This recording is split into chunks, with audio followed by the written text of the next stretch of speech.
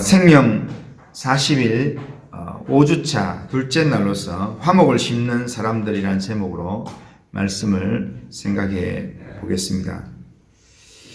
예수 그리스도께서 하나님과 우리 사이에 중보가 되어 주심으로 우리 안에뿐 아니라 온 우주에 화목이 깃들게 되었습니다. 하나님과 화목하게 된 우리는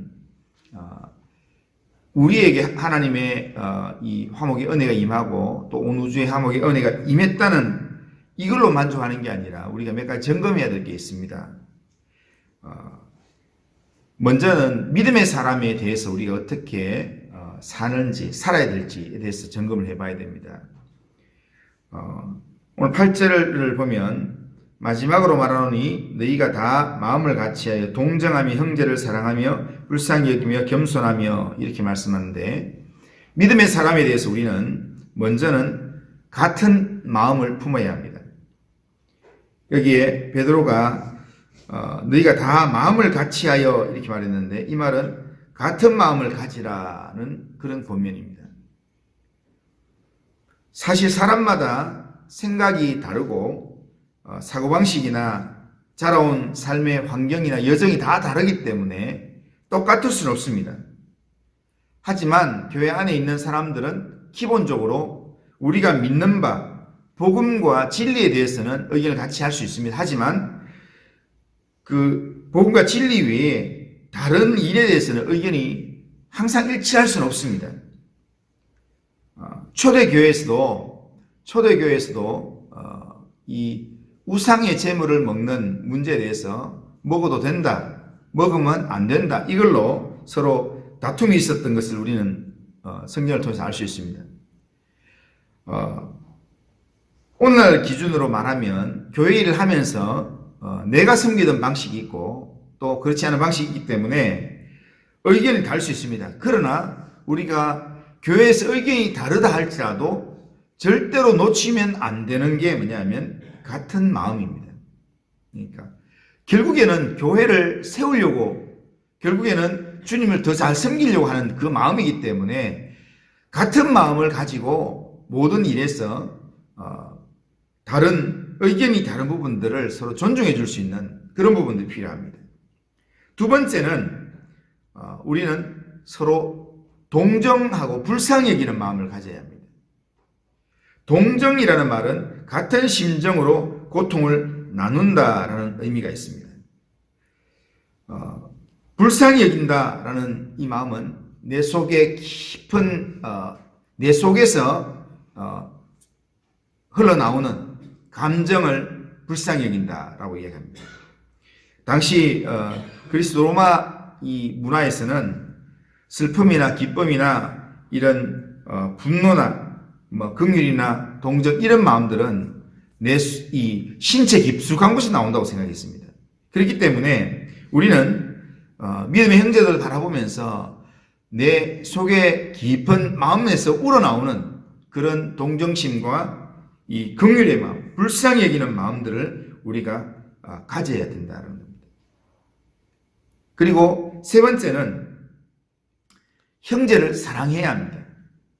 여기서 형제란 같은 부모에게서 나온 혈육을 가리키는 단어이지만, 그렇지만 우리가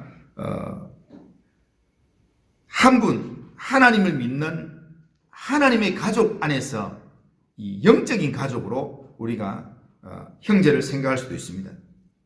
우리는 실제 형제 간에 서로 다투기도 합니다. 서로 의견이 달라서 사소한 다툼을 가질 수 있지만 결정적인 순간에 가면 형제는 형제의 애를 발휘하게 됩니다.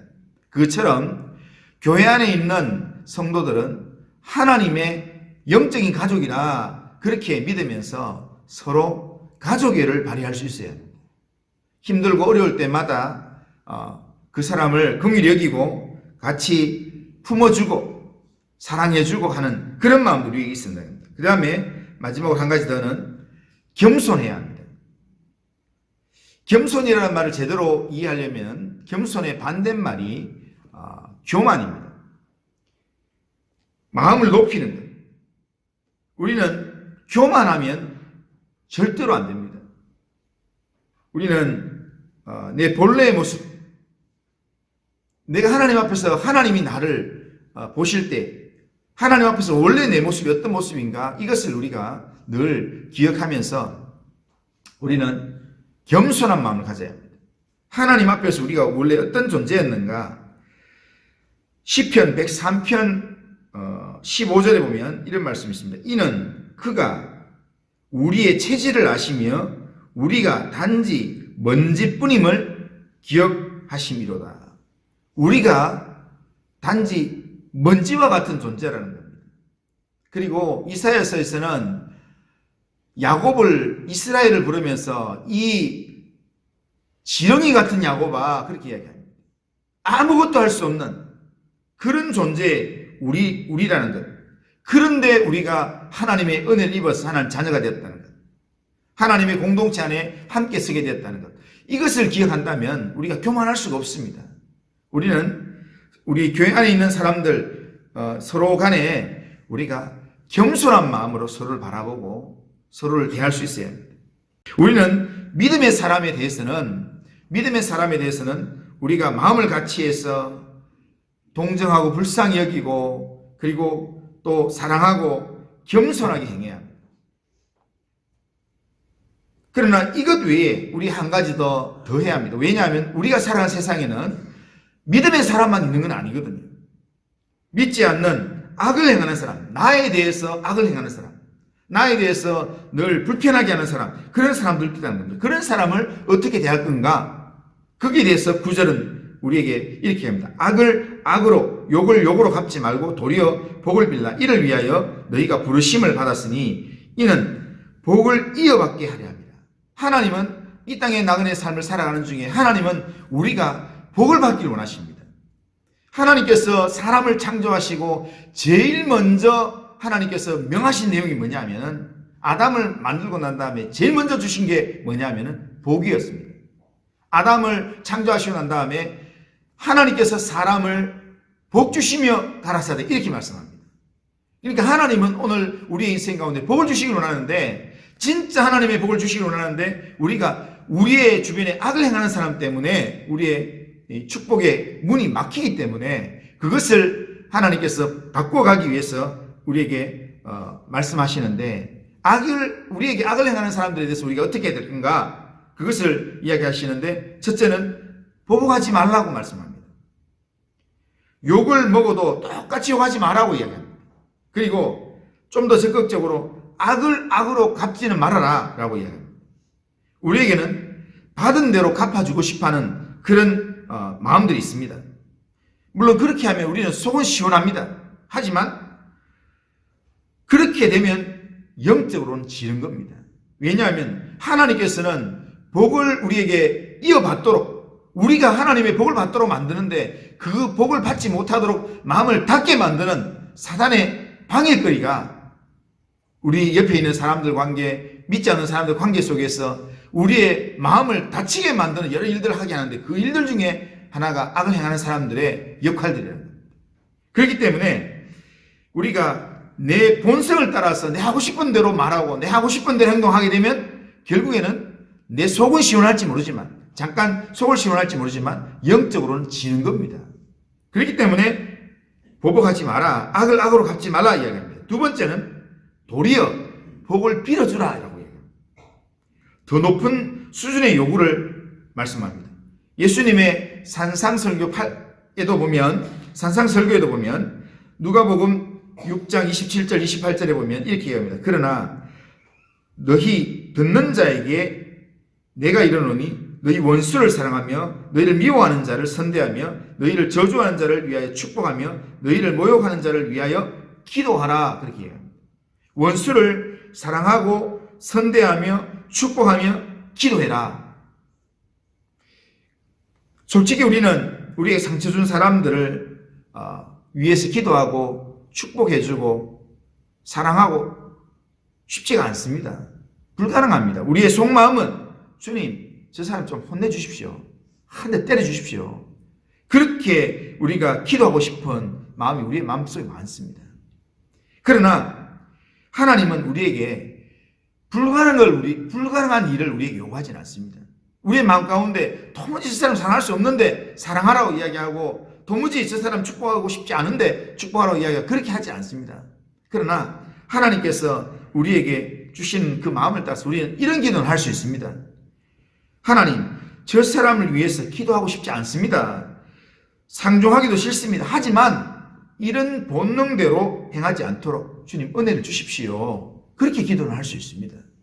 그렇게 기도하면서, 그러면서 하나님의 말씀에 순종하려고 우리가 노력을 하다 보면 우리의 시각이 조금씩 바뀌면서 불쌍히 여기는 마음이 생기고, 오히려 그들을 위하여서 그들의 이 행동의 동기들을 우리가 생각하게 되고, 그 과거의 배경들을 생각하게 되고, 그러면서 그들을 이렇게 좀 이해하는 쪽으로 시각이 좀 바뀌게 되면서, 그러면서 진짜 그들을 축복하는 자리에 섰을 때는 나도 모르게 축복하는 얼굴로 내가 이렇게 준비가 된다는 겁니다. 하나님이 그렇게 일하신다는 겁니다. 그러니까 하나님께 우리의 마음을 맡기면서, 그러면서 하나님을 의지하는 믿음으로 우리가 하면 충분히 할 수 있습니다. 그래서 지난 주일날 말씀드린 것처럼 원수 갚는 것은 하나님께 있다, 판단은 하나님께 맡긴다 하고, 모든 내 속상한 건 하나님께 다 맡기고, 그리고 주의 말씀에 순종하는 마음으로 그렇게 살겠다고 하나님 앞에서 한번 결단하면서 살아보면 나머지 결론은 하나님이 책임져 주신다는 겁니다. 그렇게 살기 위해서 우리는 한 가지 더 은혜를 주신 하나님을 끝까지 신뢰해야 된다는 겁니다. 하나님을 신뢰하지 않으면 절대로 그렇게 살 수가 없습니다. 우리 10절에서 12절까지의 말씀을 보면 이것은 시편 34편 12절에서 16절에 나오는 내용을 인용하고 있는 내용인데, 견디기 힘든 시험 때일수록 혀를 금하고 악을 금하고, 그리고 악한 말을 그치면서 악에서 떠나서 선을 구하고 화평을 따르라, 화평을 만들어라고요. 화평을 만드는 일들을 하게 되면 결국에는 그 일의 결론은 누가 책임지는가? 하나님이 책임지신다는 겁니다.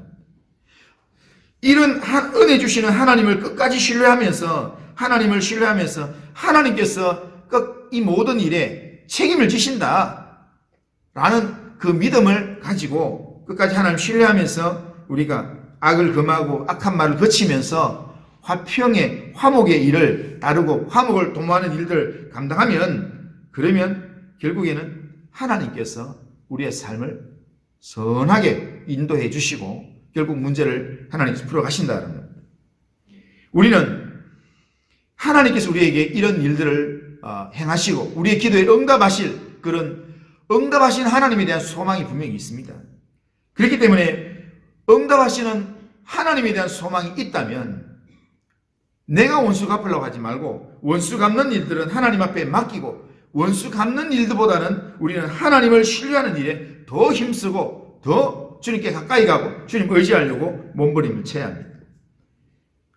하나님을 따르는 자로서, 화목을 따르는 자로서, 화목을 심는 자로서 우리는 믿음의 지체들에게도 어떻게 해야 되는지, 또 믿지 않은 나한테 악을 행하는 사람들한테 어떻게 행해야 되는지 우리가 오늘 내용이 이렇게 이야기하는데요. 이 내용들 중에 지금껏 우리가 어중간하게 살았다면 이번 한 주간에는 한번 말씀대로 한번 살아보겠습니다. 말씀대로 살려고 한번 내가 도전해 보겠습니다. 그런 믿음으로 하나님 앞에 한번 결단해 보시기 바랍니다. 그렇게 결단해서 주님의 말씀에 내 자신을 한번 세워보고 주님의 심정으로, 주님의 눈으로 한번 내 이웃을 바라볼 수 있다면, 그러면 하나님께서 우리의 삶을 통해서 정말 화해의 갈등을 해결하는 화해자의 삶을 살 수 있도록 우리의 삶을 사용하실 줄로 믿습니다.